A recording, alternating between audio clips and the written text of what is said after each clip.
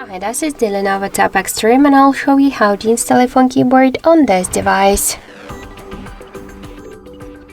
So first open the Play Store application and in the search pool enter the green Apple keyboard.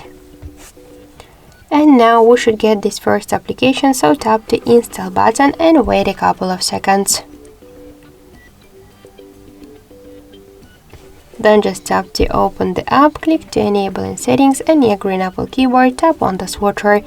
Tap twice to OK and go back.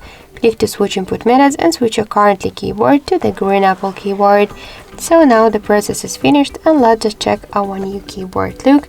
And we could see that this keyboard is so close to the iPhone 1 as all of the emojis. So that's it, thank you for watching, and if you like this video, leave thumbs up and subscribe.